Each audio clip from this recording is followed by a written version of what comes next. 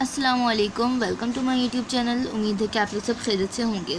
आज मैं आप लोगों को क्लास 11 का चैप्टर नंबर 2 जिसका नाम है एटॉमिक स्ट्रक्चर वो आज मैं करवाऊंगी। उसकी कुछ इंपॉर्टेंट डेरिवेशंस हैं जैसे कि calculation of radius, energy, frequency and wave number. ये 4 बहुत इंपॉर्टेंट डेरिवेशंस हैं जो कि अक्सर पेपर में आ जाती हैं। देखिए मैंने इसके पास स्टार भी बनाया हुआ है क्योंकि ये इंपॉर्टेंट है। तो ये मैं आज आपको समझाऊँगी इस वीडियो में। सिर्फ कैलकुलेशन ऑफ रेडियस, इंशाल्लाह energy, frequency and wave number मैं अगली वीडियो में समझाऊंगी।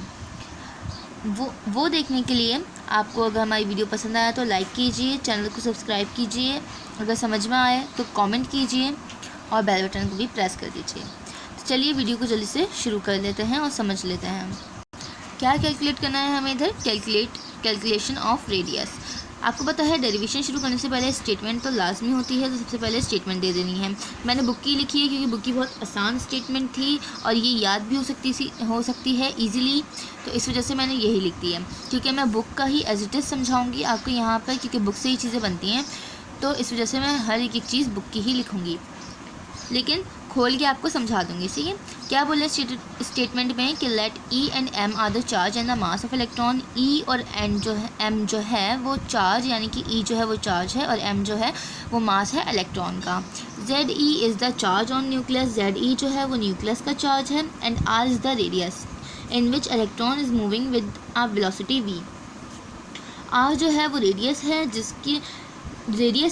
जिसके अंदर इलेक्ट्रॉन जो है वो मूव कर रहा है कितनी वेलोसिटी से, वी वेलोसिटी से, वी की वेलोसिटी से मूव कर रहा है।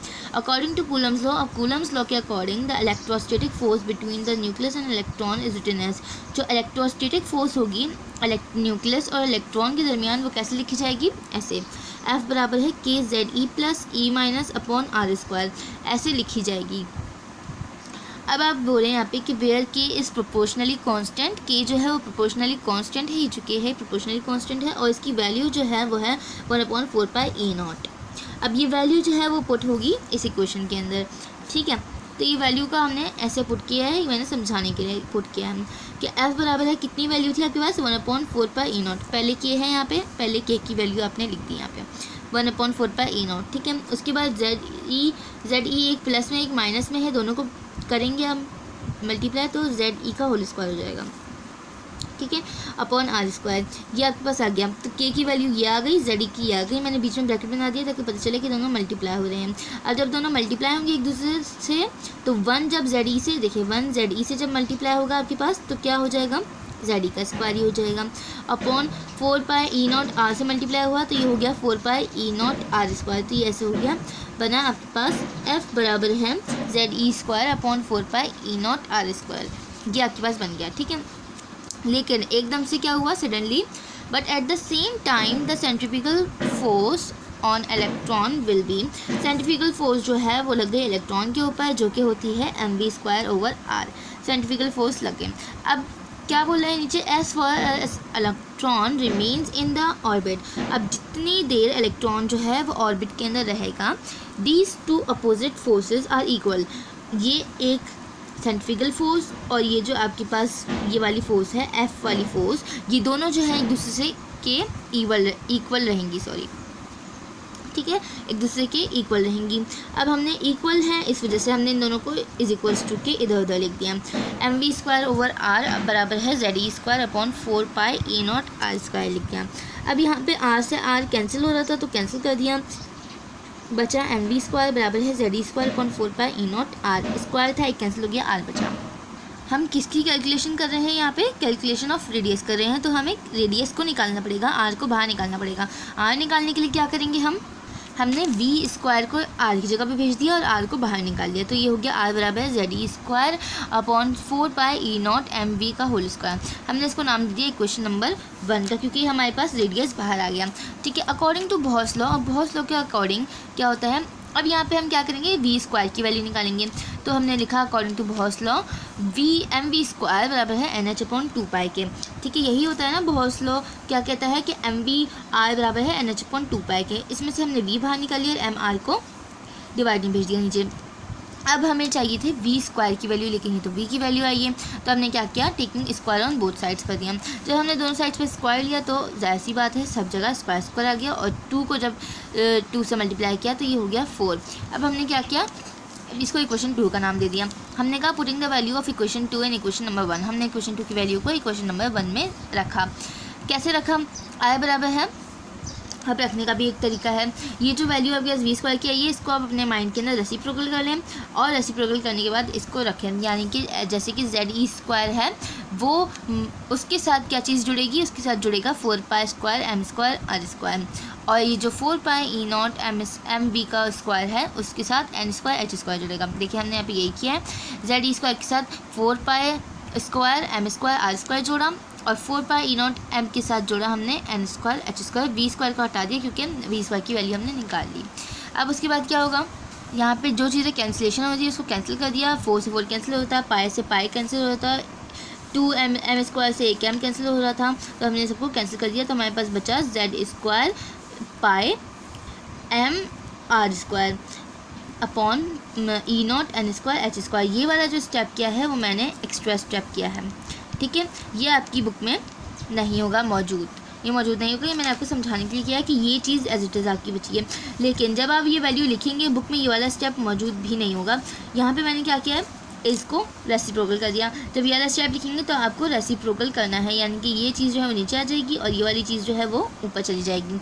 आपने रेसिप्रोकल कर दिया, ठीक है, ये हो गया e not n square h square upon z e square pi m r square. अब ये एक आर स्क्वायर से एक आर कैंसिल हो गया, ठीक है, और ये जो आर था उसको हमने बाहर निकाल लिया, तो बच गया ये आर बराबर है e not n square h square upon z pi m e का स्क्वायर। इसको नाम दे दिया इक्वेशन नंबर 3 का। इक्वेशन नंबर 3 का नाम देने के बाद अब हमने लिखा वेयर ई नॉट जो है, अब हमारे पास जितने भी उस इक्वेशन नंबर 3 के अंदर कॉन्स्टेंट्स मौजूद थे हमने सबका लिख दिया। ई नॉट जो है वो वैक्यूम प्रिमिटिविटी कांस्टेंट है जिसकी वैल्यू होती है 8.84 मल्टीप्लाई बाय 10 की पावर -12, वो लिख दिया। एच प्लांक्स कांस्टेंट जिसकी वैल्यू 6.625 मल्टीप्लाई बाय 10 की पावर -34 J.S है। एम जो है वो मास ऑफ इलेक्ट्रॉन है जो कि जिसकी वैल्यू होती है 9.11 मल्टीप्लाई बाय 10 की पावर -31 kg। और इलेक्ट्रॉन जो है वो चार्ज ऑफ इलेक्ट्रॉन है जिसकी वैल्यू है 1.602 मल्टीप्लाई बाय 10 की पावर -11 कूलम, ठीक है, ये इनकी वैल्यू लिख दी। अब ये लिखने का मतलब क्या हुआ, यानी कि ये क्यों लिखी है हमने, ये इस वजह से लिखी है हमने ताकि अब हम ये आगे करेंगे assembling all constant we get, हमने इस वजह से लिखी है ताकि अब जब हम कांस्टेंट्स हटाएं तो हमें इन सब की वैल्यूज़ पता हो, और जब कांस्टेंट्स लिखें तो अभी हमें इन सब की वैल्यूज़ को पता हो। तो आर बराबर है e not n square upon z square. हमने ये आर स्क्वायर आर बराबर है a nought n square z square कैसे लिखा, कहाँ से आया, अब देखें यहाँ पर, इधर देखें हमारे पास क्या बनी थी, e not n square h square. अब यहाँ से आप मैच करें कि कौन कौन से कांस्टेंट हैं। ई नॉट हमारे पास कांस्टेंट है, देखें हमने लिखा है ई नॉट जो है वो कांस्टेंट है वैक्यूम प्रिमिटिविटी का, ठीक है, तो हमने ई नॉट को कांस्टेंट है तो हमने इस वैल्यू के अंदर से ई नॉट हटा दिया। उसके बाद देखें यहाँ पर एन स्क्वायर जो था वो कुछ भी कांस्टेंट नहीं था तो हमने एन स्क्वायर लिखा। एच जो था वो कांस्टेंट था, इस वजह से हमने उसको हटा दिया। जेड नहीं था कांस्टेंट, पाई भी कांस्टेंट है जिसकी वजह 3.142 होती है। एम जो था वो भी कांस्टेंट था, ई जो था वो भी कांस्टेंट था, तो बचा यहाँ पे क्या, सिर्फ जेड, और ऊपर ई नॉट भी हट गया, क्या बचा, एन स्क्वायर, ठीक है, एन स्क्वायर बच गया, लेकिन ई नॉट की जगह हमारे पास ए नॉट लग गया यहाँ पे, ठीक है। हमने इस वाली इक्वेशन में क्या किया है, सारे कांस्टेंट्स को हटा दिया, जितने भी हमारे पास कांस्टेंट्स थे ना उनको हमने हटा दिया, ठीक है। और इस इक्वेशन में हमने क्या किया, इसमें हमने हटा के लिखा, एंड इस इक्वेशन में हमने सारे कांस्टेंट्स को लिखा है। देखें हमने ए नॉट को बाहर निकाल लिया, और ई नॉट जो था, ए नॉट क्योंकि खुद एक कांस्टेंट है तो हमने इस वजह से इसको बाहर निकाल लिया। ई नॉट हमारे पास कांस्टेंट है, एच स्क्वायर कांस्टेंट है, एन स्क्वायर कांस्टेंट नहीं है तो हम यहाँ पे नहीं लिखेंगे। जेड वो भी कांस्टेंट है, पाई भी हमारे पास कांस्टेंट है, एम भी कांस्टेंट है, ई स्क्वायर भी कांस्टेंट है, तो सारे कांस्टेंट एक दफ़ा इधर लिख लिया और सारे जो जितने भी कांस्टेंट नहीं थे वो भी एक दफ़ा इधर लिख लिया। अब हमने कहा यहाँ पे ए नॉट जो है वो बहुत कांस्टेंट है, उसकी वैल्यू होती है 0.529 मल्टीप्लाई बाय 10 की पावर -8 सेंटीमीटर। और यहाँ पे ये आपकी डेरिवेशन ख़त्म हो रही है, ये पूरा जो है वो ड्राइव्ड हो रहा है। क्या चीज़ निकाली है हमने यहाँ पे, किस चीज़ को कैलकुलेट करा है, कैलकुलेशन ऑफ रेडियस को कैलकुलेट करा है, ठीक है। उम्मीद है कि आपको समझ में आ गया होगा, अब परेशानी नहीं होगी, आसानी होगी इंशाल्लाह। बाकी के 3 जो हैं वो मैं आपको अगली वीडियो में समझाऊंगी।